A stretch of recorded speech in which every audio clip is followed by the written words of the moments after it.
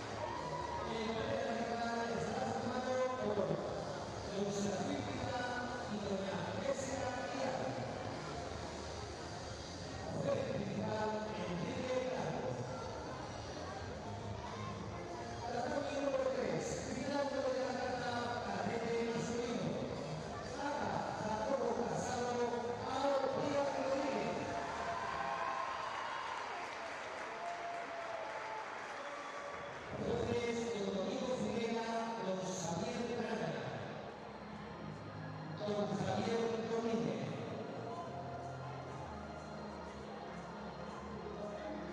Y por último, final carrera cadete femenino. Plata, Sara Ferreira, Ado Liga Panamá. El bandera de está formado por don Adrián Suárez, don Serafín Barroso, Fuerte Integral, don Ignacio Muñoz.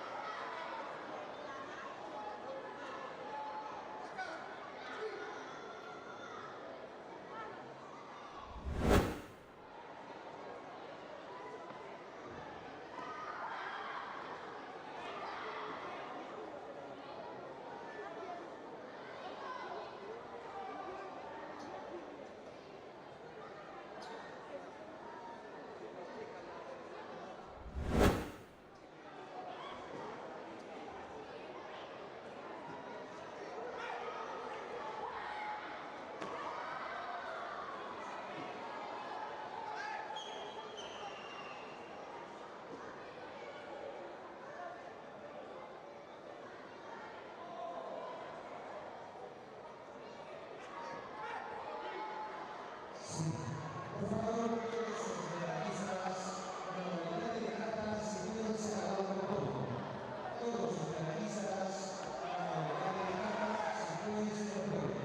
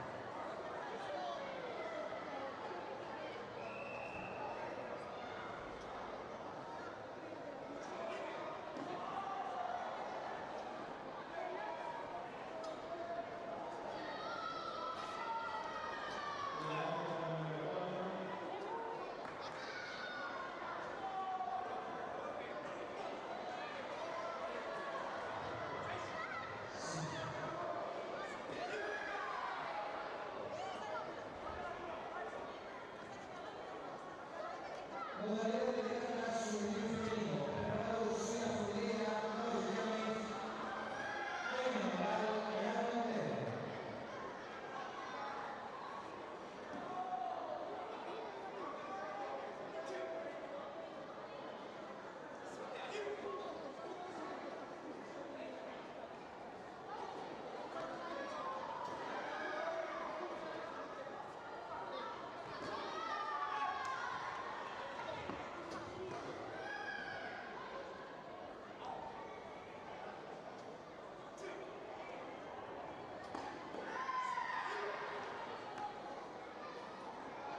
Preparados Ana María Masculino, Jacobo Casado, Andrea Rodríguez, Nicolás Rodríguez y David Enrique Tordón.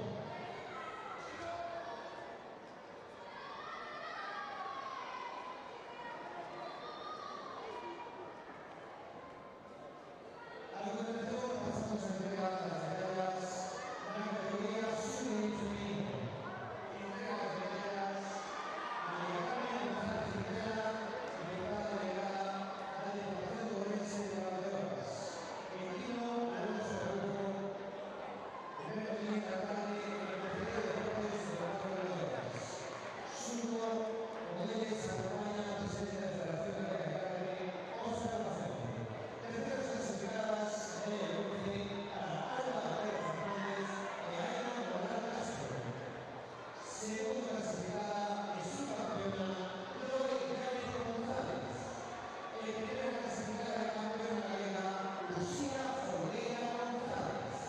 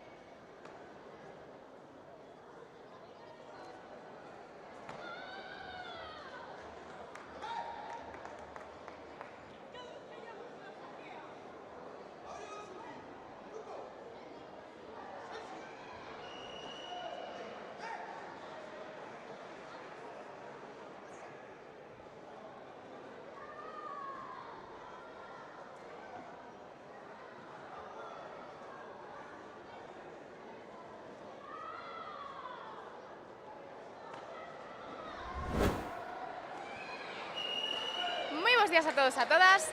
Nesta ocasión atopámonos con Tino Alonso Araujo, primeiro tenente de alcalde e concelleiro de Deportes do Barco de Valdeorras. Moi bos días, Tino. Hola, que tal? Bos días, Analía. Bueno, primeiramente, na nosa federación gustaríamos agradecerlle a súa presenza neste campeonato.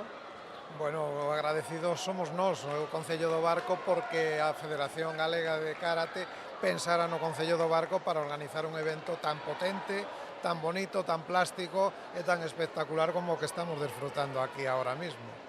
O prazer é noso, atopámonos de novo un ano despois, pero bueno, nesta ocasión un campeonato incluso de maior trascendencia co anterior, xa que daqui sairán os clasificados para o Campeonato de España. Xusto, a ver, fai un ano estábamos con a proba da Liga e agora estamos co Campeonato Galego de todas estas categorías que a verdade é que eu despois de ver o que acabo de ver estou encantadísimo e a calidade e o nivel que se ve aquí nestes tatamis é impresionante, polo tanto eu creo que daqui ao mellor sale incluso algún medallista a nivel nacional. Esperemos que sí, esperemos que así sexa. Gustaríamos saber, Tino, cal é a súa opinión sobre como se está levando a cabo o campeonato no día de hoxe? Bueno, pois eu non estou máis que encantado e maravillado porque o nivel de organización é que, decía yo ao presidente, decía yo a Óscar fai un rato, que me parece un nivel de campeonato de España, porque isto está funcionando como un reloxo, é dicir, vese que hai un ritmo de combates e o que me chamou moita atención, pois por exemplo o tema do VAR, entre comillas, non? O VAR que hai no fútbol, aquí tamén nun campeonato galego que haxa esa posibilidade de que se poida ver repetida unha das chaves ou das, non sei como lle chamades, as distintas técnicas e que inmediatamente se poida repetir e poidan os xuíces, pois decidir se iso é correcto, non é correcto, se a decisión foi boa ou non foi boa. Oye, me parece que o nivel é máximo, desde logo. Sí, dende a nosa federación, continuamos traballando diariamente para darlle aos nosos deportistas as mellores calidades de competición e levar o karate galego a outro nivel. Hombre, desde logo eso se está vendo e eu vou barrer un pouquiño aquí para casa, pois poñendo en valor o traballo que se está facendo aquí por parte de Nico, por parte do club do River Stone, porque hai un montón de nenos, hai máis de 60 nenos ou 80, ahora mesmo non recordo exactamente a cifra, dos nenos e nenas que están practicando karate aquí no Concello do Barco, e iso quere decir que desde a Federación se están facendo as cousas ben, porque se eses nenos están aí e noutros clubs de toda Galicia, como todos os que están aquí participando hoxe, é porque hai un futuro para este deporte. Entonces, os nenos, cando se suman a un deporte, é porque ese deporte ten tirón, é porque ese deporte está funcionando. Estamos lo vendo hoxe aquí, polo tanto, pois nada, volver a decir o mismo que dixen antes, felicitar a Federación por este traballón que se está a facer. Moitísimas grazas. Por suposto, é imprescindible destacar o traballo de Nicolás Rodríguez, que é un dos maiores representantes do karate aquí no Barco de Valdeorras, así como unha figura importantísima na nosa federación, xunto co tristemente falecido José Luis Puente Murías. Xusto, a ver, Nicolás é alma mater do karate aquí en Valdeorras ahora mesmo. Os 30 anos que debe de levar, polo que me comentou fai uns días, practicando karate, enseñando aos nenos, enseñando a xente que agora está levando outros clubes, pois por exemplo Raquel na Rúa, que tamén ten un montón de nenos aí funcionando. Evidentemente, sin unha persona que se desviva polo deporte, neste caso polo karate, temos outros exemplos aquí tamén no Barco noutros deportes, pero agora xa que estamos falando do karate, sin Nicolás probablemente isto non sería o que é e probablemente hoxe non estaríamos disfrutando deste campeonato aquí no Barco como estamos disfrutando. Por suposto, isto é grazas ao traballo e esforzo de todos, que ao final xuntos a unión dá estes resultados, non? Exactamente, a unión fai a forza e dende logo ese traballo en equipo e ese traballo ímprobo e ese traballo continuo que están a facer e ese, a ver, eu sempre digo o mismo, aquí nós estamos nunha esquina de Galicia E cada vez que hai que moverse a moita distancia, porque cualquier actividade que hai de cualquiera dos deportes implica pois moverte moitos kilómetros, centos de kilómetros en moitas ocasións, e iso non se consigue máis que coa voluntade da xente que está detrás destes clubes. Sen dúbida, ao final a implicación e as prioridades, non? Priorizar o karate, priorizar o deporte é o que dá lugar a este tipo de eventos, non? Que, bueno, tamén nos gustaría preguntarche, Tino, que opinas sobre a realización deste tipo de eventos para o Concello? A ver, totalmente de acordo, ademais é que para o Concello isto é unha bendición, é un regalo, porque evidentemente disfrutamos dunha parte que é a parte deportiva, disfrutamos moitísimo, pero nós desde o Concello tamén o vemos como unha oportunidade para o propio Concello, porque é unha mostra, estamos mostrando o noso Concello a todo o resto, neste caso de Galicia, porque é un campeonato galego. Entón, hoxe hai aquí 400 nenos, pero viñeron tamén os papás, as mamás, os abuelos, os tíos, veu a familia, moitos deles probablemente non conocían o Barco, non conocían Valdeorras, non conocían esta parte de Galicia, agora a conocen, e eu espero que se leven unha imaxen e que se leven unha impresión o máis positiva posible e que volvan, porque aquí, desde logo, a xente vai nos a recibir cos brazos abertos e que veñan a disfrutar desta terra, que hai moito que disfrutar aquí. De seguro que sí, bueno, de feito, moitos de nós o ano pasado coñecemos este maravilloso concello, non? Pola realización dunha das fases da nosa liga. Estou segurísima de que todos os nosos competidores e os seus familiares están encantados de volver a disfrutar de todo o que nos aporta o Barco de Valdeorras. Eso espero, e iso é a nosa intención, e dende logo volvo a repetir, aquí van a ser recibidos cos brazos abertos e van a disfrutar do Val. Estamos a 325 metros de altura, temos o río Sila ao lado, pero que aquí ao lado, eu sempre lle digo o mesmo a moita xente que ven a que quere facer algo de actividade na natureza, tú poste unha mochila ao lombo aquí no barco a 325 metros e aquí ao lado, camiñando, chegas a 1600 metros en poucas horas. Entón, estamos nun entorno natural privilegiado, en un entorno que, hombre, somos a Villa da Cordialidade, pero donde nadie é forasteiro, polo tanto, pois convidar a todo o mundo a que volva a repetir e que veña por aquí por Valdeorras, que van a disfrutar. Totalmente de acordo, ademais ofrecenos todo tipo de servizos, turismo, bueno, destacando tamén a industria da pizarra e as médulas, que é patrimonio da humanidade. Bueno, as médulas, aínda que non son do Barco ou de Valdeorras, pero están aí no límite, son da provincia de León, pertenecen á provincia de León, pertenecen ao Bierzo, pero é como se foran nosas tamén, polo menos unha parte delas, porque están a 20 kilómetros de aquí, co cual tú podes vir e facer centro aquí, pero que tes as médulas, podes disfrutar de todo o que comentei antes da montaña, subes aí a Fonte da Cova que está a 1700 e pico metros, temos Manzaneda moi cerca, temos as ermitas, temos un entorno natural envidiable, temos a posibilidade de practicar deportes acuáticos, en fin, aquí sin deixar de falar do mundo do viño, que tamén hai que falar do mundo do viño, o Godello ahora mismo a nivel mundial, non estou falando a nivel de España, estou falando a nivel mundial, é o viño blanco punteiro, é o que todo o mundo quere ter nas súas, os restaurantes nas súas cartas, e a xente quere probar ese viño Godello, polo tanto, en fin, eu creo que temos casi todo. Non temos mar, pero temos casi todo o que podemos pedir dun concello de interior. Sen dúbida, un concello super ben situado, moi completo, ofrecendo moitísimos servizos. Nos dende a nosa federación agradecemos moitísimo o seu traballo como primeiro tenente de alcalde e concelleiro de deportes. Esperamos contar co seu apoio para volver a realizar un dos nosos campeonatos aquí no seu concello o próximo ano. Por suposto que contaredes con o noso apoio, faltaría máis. Bueno, non quería rematar sin darlle as gracias neste caso á Deputación de Ourense, que é a que realmente fai a aportación económica para que o campeonato se celebre aquí no Barco, pero vamos, as portas están abertas e ojalá dentro dun ano disfrutemos de outro campeonato como este ou parecido, pero que volvamos a ter karate aquí no Barco. Iso esperamos, nos estaremos encantados de volver aquí no próximo ano. Así que, bueno, Tino, moitísimas grazas pola súa presenza hoxe aquí e pola súa entrevista. Gracias a vos e os dito, aquí vos esperamos cando queirades. Ata a próxima. Venga, gracias.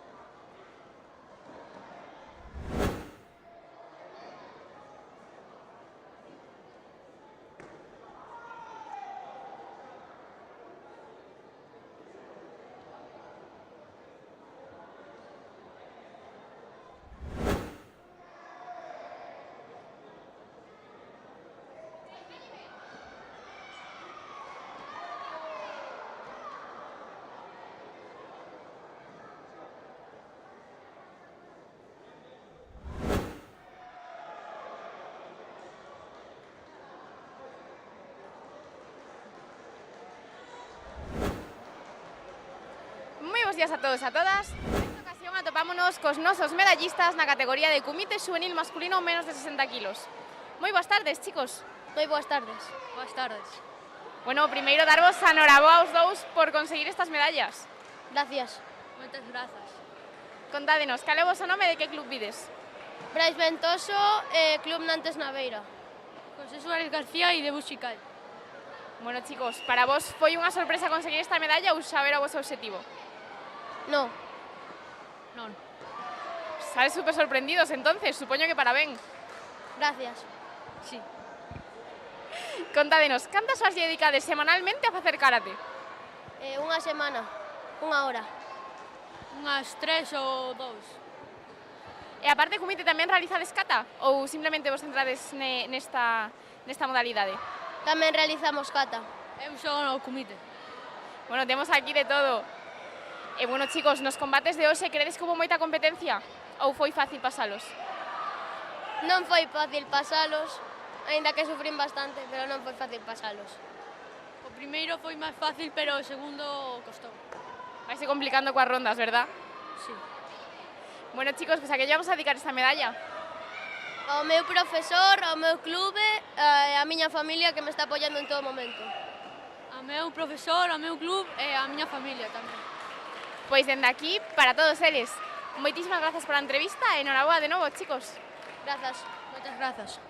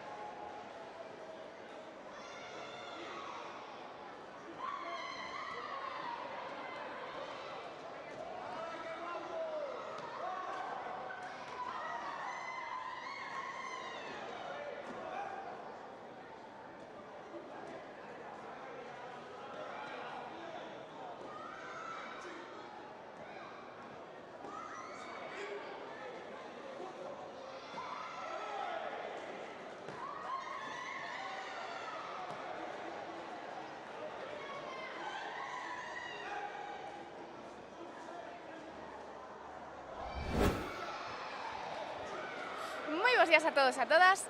Nesta ocasión atopámonos con Nicolás Rodríguez, seleccionador galego de kata, entrenador do club Riverstone e competidor nacional. Moi boas tardes, Nico. Buenas tardes, sí, o de competidor nacional, pois eso é puntual, non é continuo, cando me encontro ben compito e cando non, quedo na casa. Bueno, Nico, primeiramente, dende a nosa federación, gustaríamos agradecerche a gran labor que realizas nesta gran familia do karate galego. Bueno, a verdade que a tecnificación de kata somos dous compañeiros, Noelia Cortiñas e eu.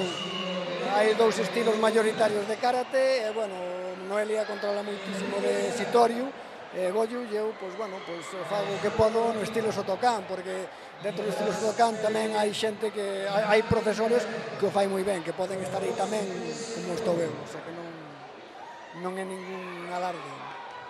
Bueno, Nico, como xa todos sabemos, eres un dos maiores referentes do karate valdeorrés. Que nos poderías contar sobre a evolución do karate na comarca e do karate galego en xeral?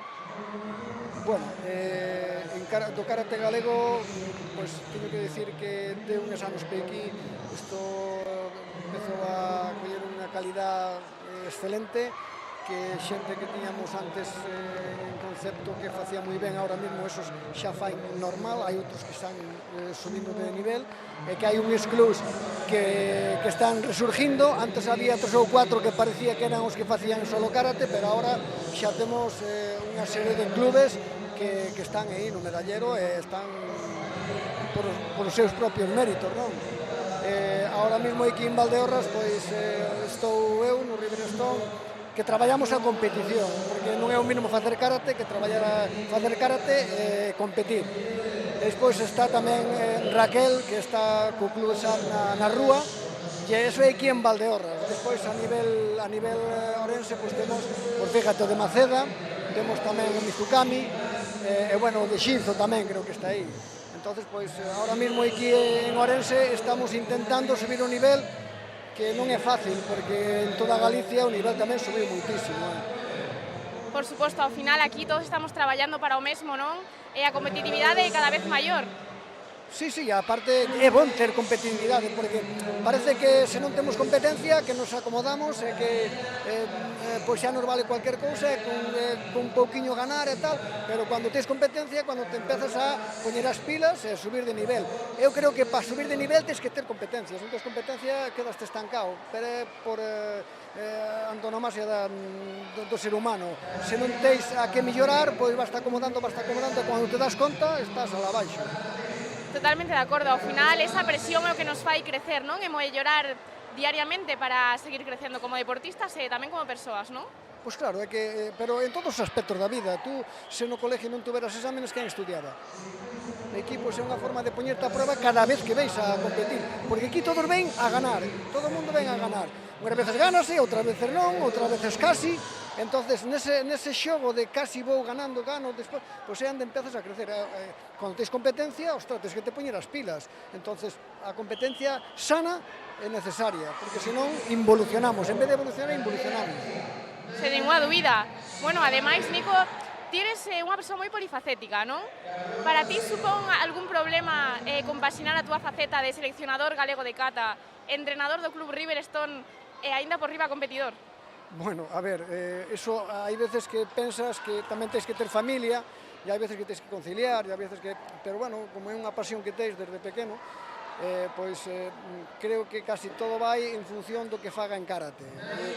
A seleccionador, pois é o que me toca, pois cada fin de semana, pois arrancar para Santiago, para onde toque o Campeonato de España, e como entrenador do club Riverstone, de lunes a viernes, e despois, pois, bueno, pois algún fin de semana, por cualquier circunstancia, que é raro que non teña que ir a algún tema da federación, pois tamén nos concentro sábado ou domingo, porque se queremos competir con este nivel, temos que entrenar, non queda outro. Non va a dicir, no, bueno, que a mitad de horas cheganos. No. Hoxe en día, a nivel gallego, cualquera che pode facer un roto. Por suposto, aquí amósase a gran implicación, ¿no? O priorizar o karate por riba de todo, que, bueno, todo isto ven pola gran pasión que sintes por este deporte. Sí, porque se non fora así, eu creo que xa non estaría dando clases de karate. Si é certo que teis alumnos que te motivan, tú motivas os alumnos, e iso é recíproco todo, non? eles ven en ti que teis ilusión, eles contagianse desa ilusión e intentan pois ilusionarse ca túa ilusión, non é toda a pescadilla que se morda a cola.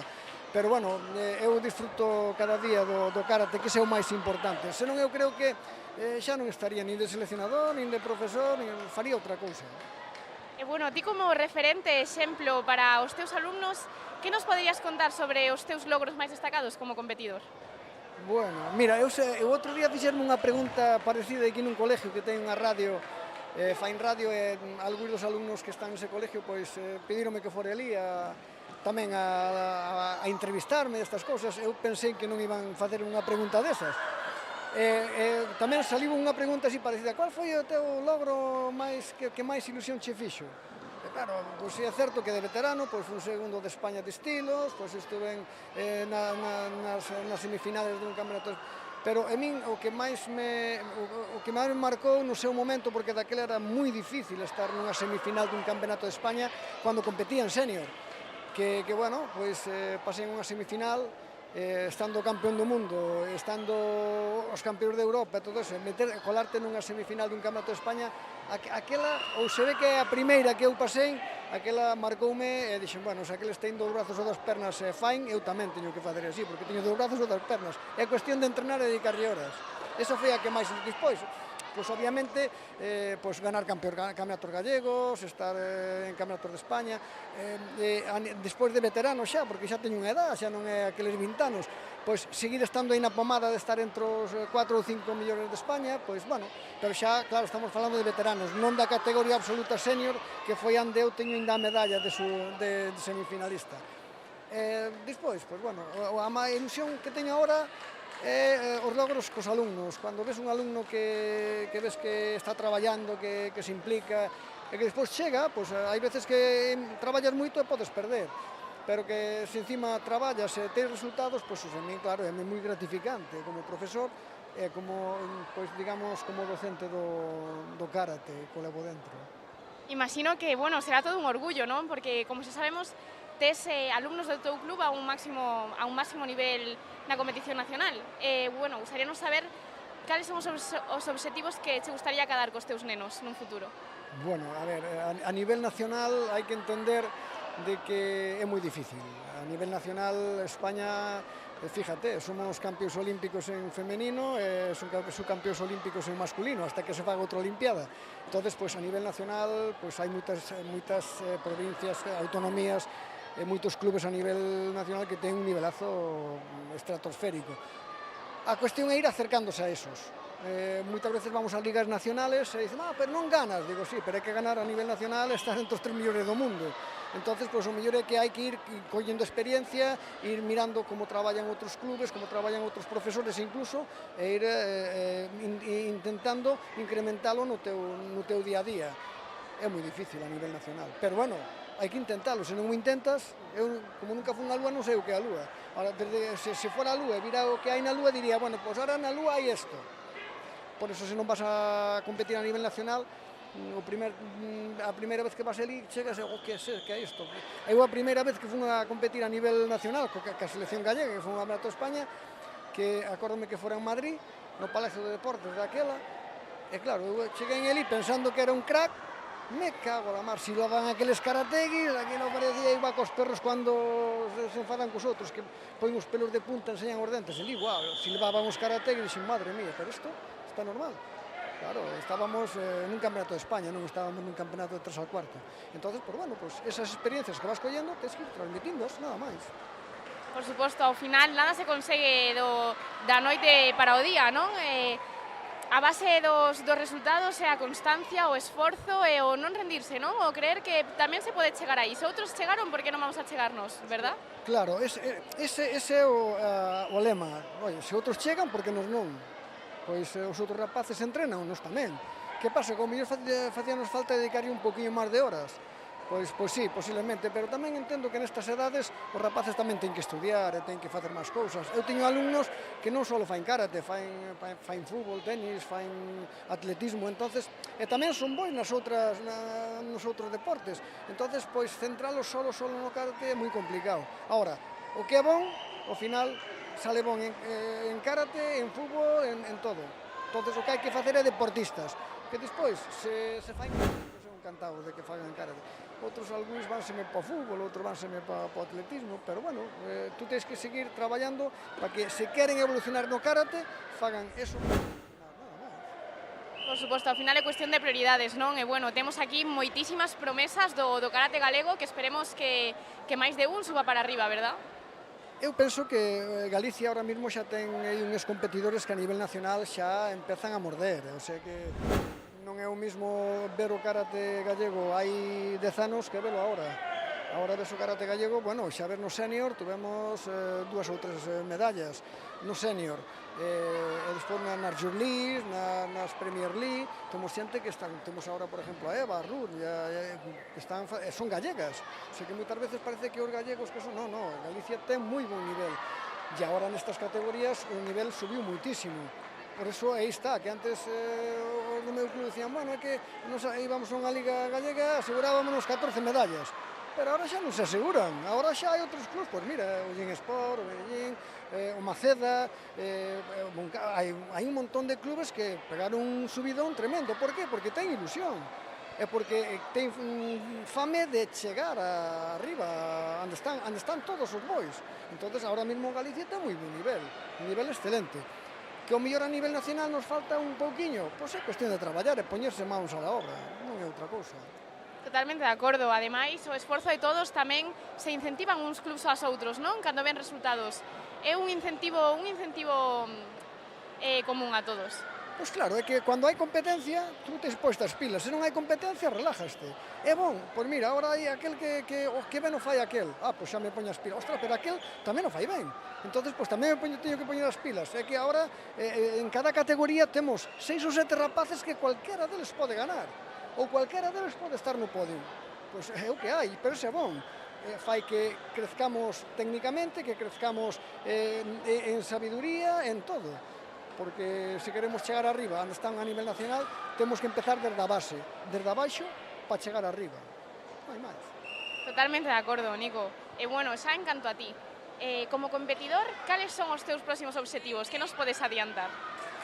Bueno, eu estaba preparando este ano o Campeonato Gallego, o Campeonato de España, xa empecé a facer a preparación física en agosto, pensando en xa estar en diciembre a tope. Pero claro, un ten xa unha edad, entonces pois empecé a sair a correr, empecé a tocar as pesas, a entrenar, e claro, incluso facendo doble sesión, como cando tiña 20 anos, pero non son xa os 20 anos. Entonces un día, pum, o tendón rotuliano que se queixou, e tuve que parar, e dices, ostras, pero agora que xa estaba como unha moto, teño que parar.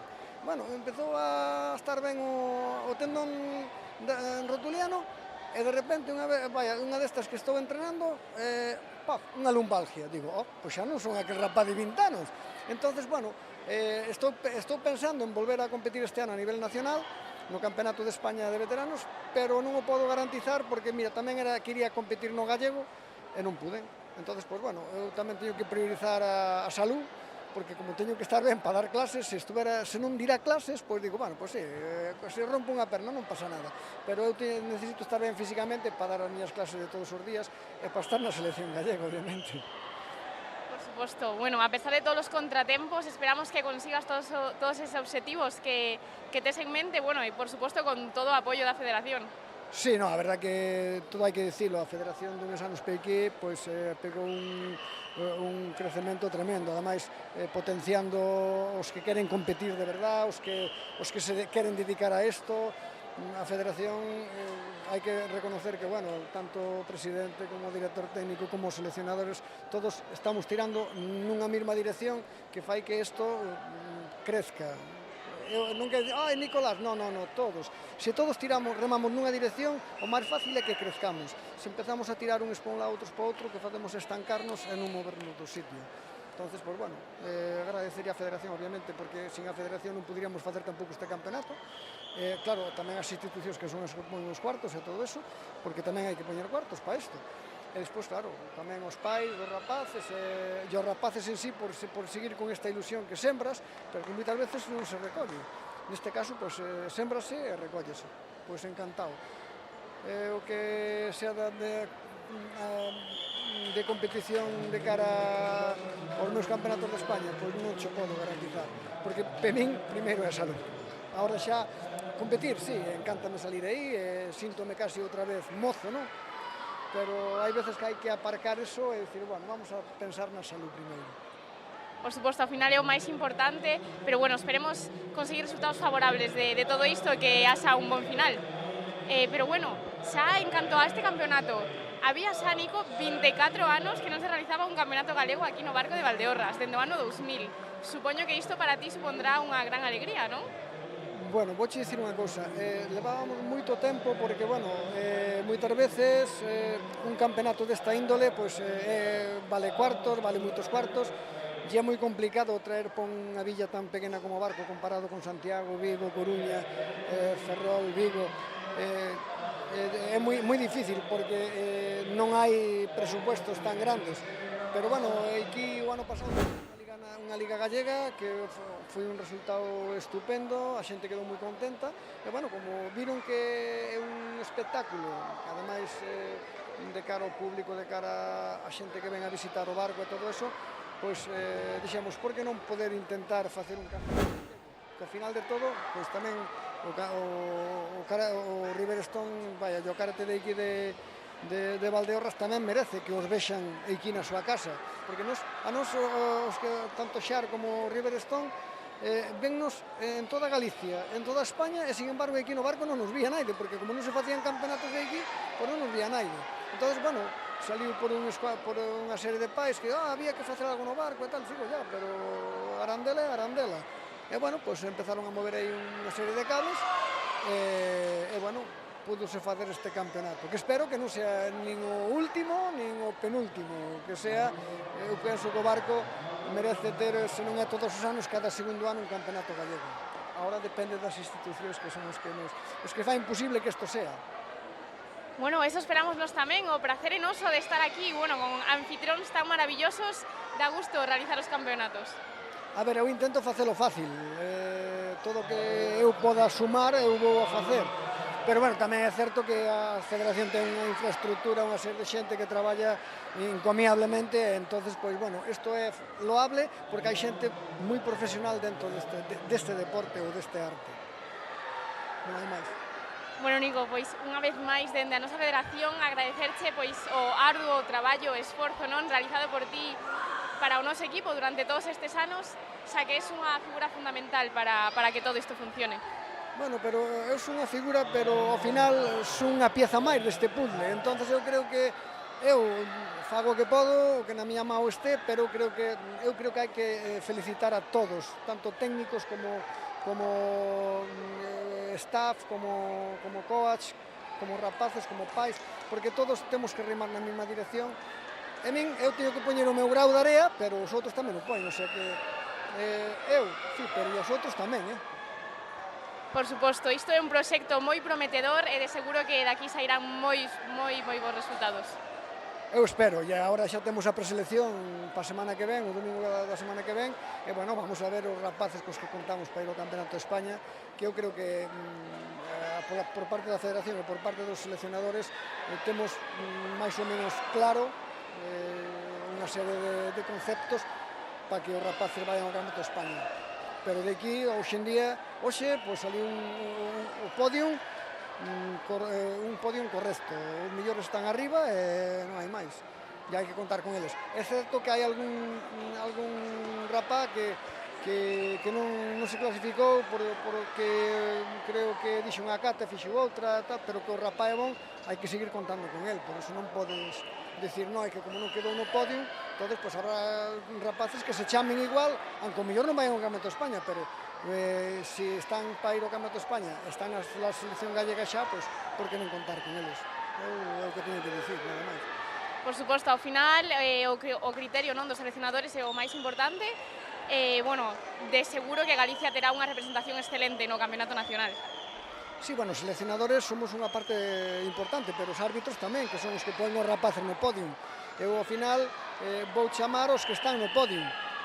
O mellor, se sei de algún, como en algún caso, que sei que se confundiu de cata, pero sei que o rapaz pois está sempre entre os 2-3 millores de Galicia, eu non podo prescindir dun rapa deses, porque eu teño que velo tamén, o mellor pois merece ir el e non o que quedou terceiro, non sei se me explico. Entón, pois, bueno, miramos a forma de ser o máis xusto posible. Ahora, todo isto só se pode facer se hai bon rollo e se hai ganas de facer as cousas ben. Totalmente de acordo, veremos os resultados no Campeonato Nacional. Así que moitísimas grazas, Nico, por todas as túas aportacións e por esta entrevista. Pois nada, gracias a vos, porque, bueno, eu tampouco son de moito falar, normalmente non falo moito na televisión e na radio, e, bueno, pois, o mellor improvisando, pois, hai cousas que digo, que o mellor digo, ostras, pois, esta palabra non é a correcta, pero, bueno, eu explícome e digo que sinto. Antes me dicías que, mira, vouche fazer outras, non, fai máis preguntas que queiras, porque eu vouche contestar tal cual máis preguntas, non quero saber que preguntas me fais. Se me equivoco, pois é un problema, claro. Ao final, a sinceridade e a espontaneidade é o que máis se ten que valorar, non? Eu é o que fago todos os días, eu traballo a espontaneidade, é como nun combate, non podo dicir, no, pégame na cara, no, venche o puñetazo e tú tens que defenderte como sea, entonces, pois nesto eu fago mismo. Unha pregunta que xa está, tengo que contestar así, eu mellor, non, me preguntas eu contesto. Totalmente de acordo. Moitísimas grazas, Nico, e, bueno, vémonos na próxima. Cando tú queiras, cando queirades vos, aí estarei. No que eu poda sumar e dicir, a vosa disposición. Moitas gracias a vos. Grazas a ti.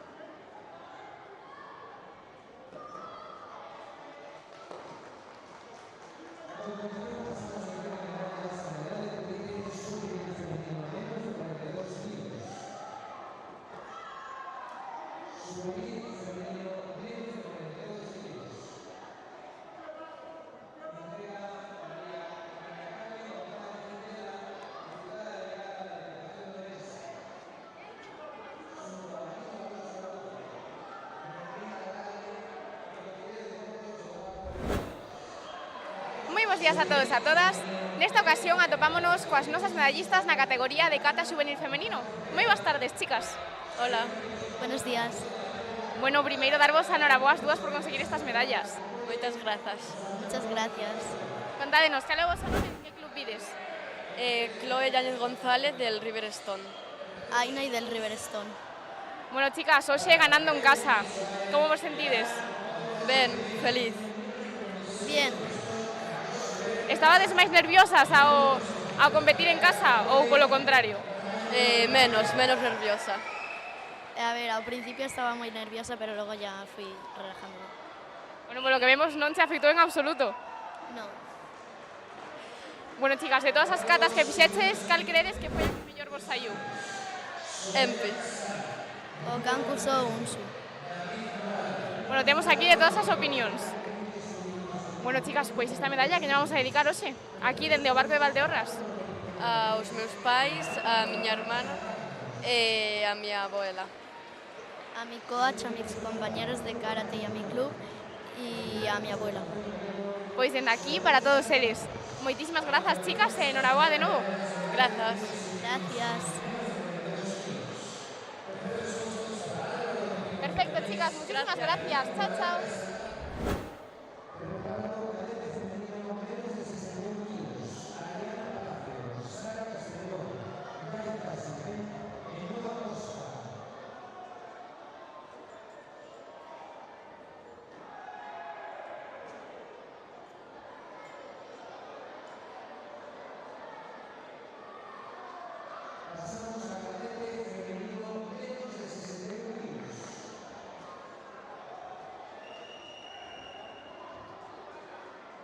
Moi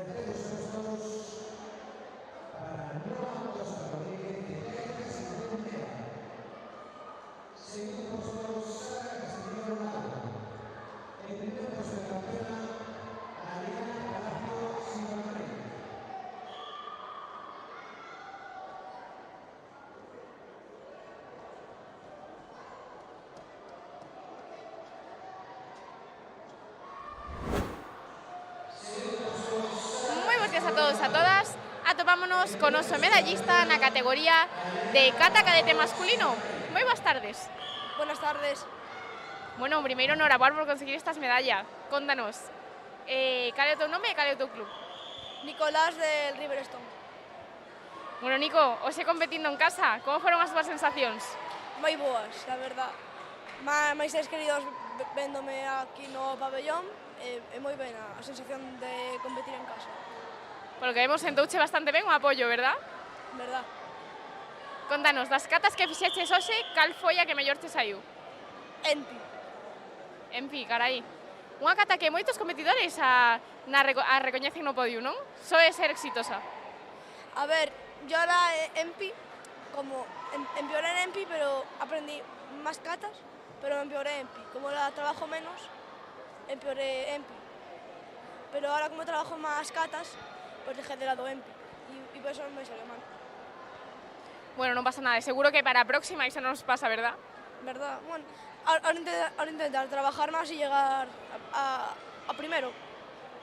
Efectivamente, para eso estamos, para aprender día a día. E bueno, contanos, de vir a competir, cal é a túa parte preferida?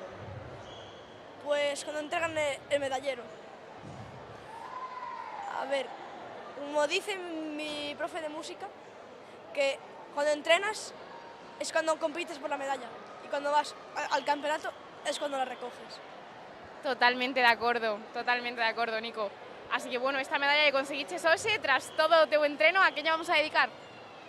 Pues a mi familia, a mis primos y a mi madre y a mi padre. Pois dende aquí, para todos eles. Moitísimas grazas pola entrevista e enhoraboa de novo. Gracias, hasta luego.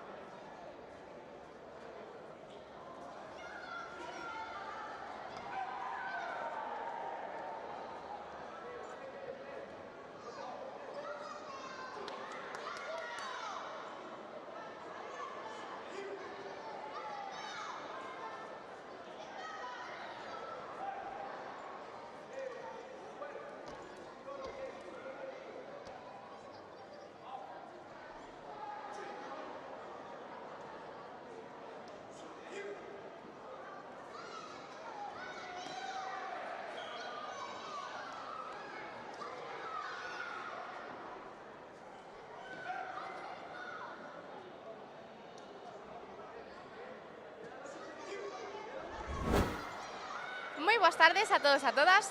Atopámonos con noso medallista de bronce na categoría de comité juvenil masculino menos de 54 kilos. Moi boas tardes. Boas tardes. Bueno, primeiro, enhorabuá por conseguir esta medalla. Contanos, cal é o teu nome e cal é o teu club? Me llamo Borja, o meu club Helenos e nada, muchas gracias. Bueno, Borja, era o teu objetivo para hoxe conseguir esta medalla ou foi unha sorpresa? Bueno, esperaba máis, pero bueno, sí. E contanos, como levas esos nervios antes de sair a competir? Afectante moito? Non, pero os teño. Un pouquiño presente sempre están, verdad? Sí. En canto aos combates, crees que houve moita competencia ou foi fácil pasar as rondas? No sé, sin más. La primera fue bien y ya después la siguiente ya pues se me complicó, pero nada. Pero bueno, por lo que vemos tampouco te supuso moitos problemas, verdad? No. E contanos, cal é a tua parte preferida de vir aquí a competir? Pues no sé, disfrutar compitiendo. Ya. Por suposto, o máis importante aquí é pasalo ben. E bueno, Borja, por outra parte, ti crees que calquera persoa pode facer karate ou hai que ter unhas características concretas para facer este deporte? Bueno, siempre que entrenes, pues puedes conseguirlo. É un problema para ti relacionar os teus entrenos coa tua vida escolar? Un poco a veces. Cuando tengo muchos exámenes, por ejemplo esta semana, no puedo ir casi. Y bueno, pero solo cuando hay eso. Claro. Ao final, organizándonos, todo se pode, verdad? Sí. Bueno, Borja, pois a medalla de hoxe a quen lla dedicamos? Pues a mi padre y a mi aboa. Pois dende aquí, para ese papi e esa boa que seguro que nos está vendo. Moitísimas grazas pola entrevista e enhorabuá de novo. Gracias.